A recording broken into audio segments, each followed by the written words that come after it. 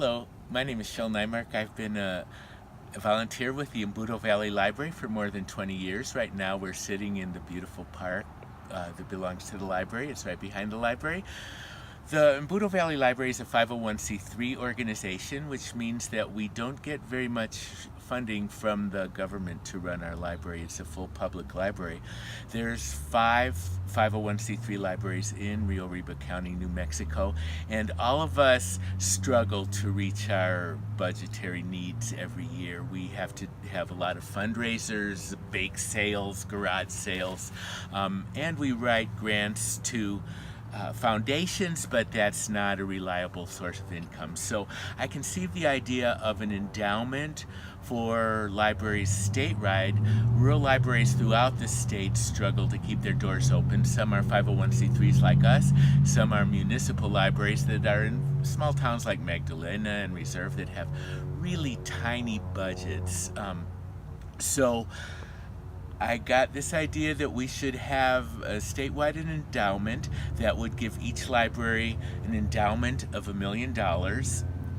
That would give the libraries about $50,000 a year from the earnings of the endowment, which, though not a great deal of money for a public organization, it would really make a big difference as far as the operating funds for these 40 rural libraries. Rural libraries are really important to their communities. Unlike in cities, rural libraries provide so many more services because sometimes they're the only organization in town. So besides lending books, one of the most important things rural libraries do is they provide free internet and computer access to small towns, and that's really important for jobs and job training and education for students. Some of the other things that rural libraries provide their towns are a place for their acequias and other organizations to meet.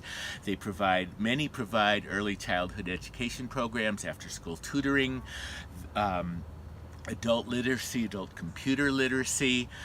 Our library has a radio station, this beautiful public park. We sponsor a farmer's market every week. We sponsor our community's fiestas. Other libraries sponsor things in their towns, archaeology talks, genealogy programs. Each rural library is well suited to answer the needs and desires of its community because it's on the ground, a grassroots organization. Many have a lot of volunteers. Some of them are run totally by volunteers.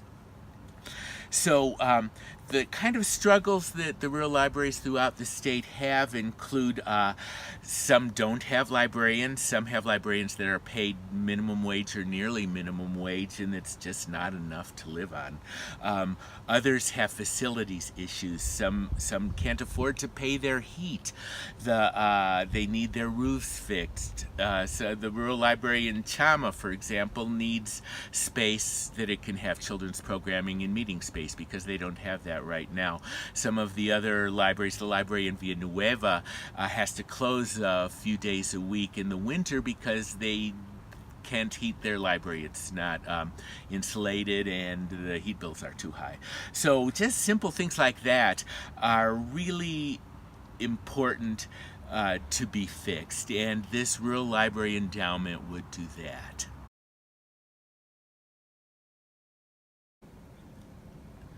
I approached State Senator Jerry Ortiz-Pino and made a proposal for a rural library endowment. He recommended that we ask for $50 million. The legislature is going to have a fair amount of money this year because oil and gas revenues have been way up.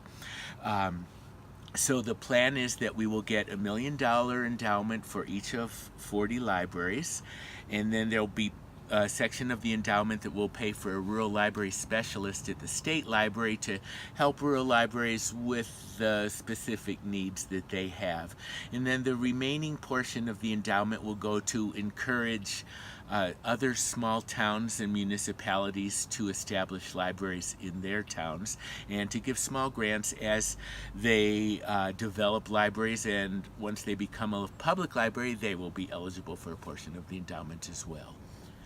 So it's going to be a two-part process. In 2019, we're going to introduce a bill in the legislature to set up the fund, name the libraries, and create the endowment.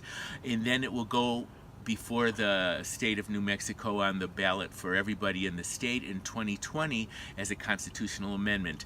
Once it's passed as a constitutional amendment, it will be an endowment for these libraries in perpetuity. Much like the state permanent land trust funds public education, this rural library endowment will fund rural libraries forever. What you can do to help is call your legislators. Please get in contact with your senator, your representative from the state, and tell them you support this bill. The information about the bills will be on this Facebook page. So thank you so much for your interest, and thanks for your help.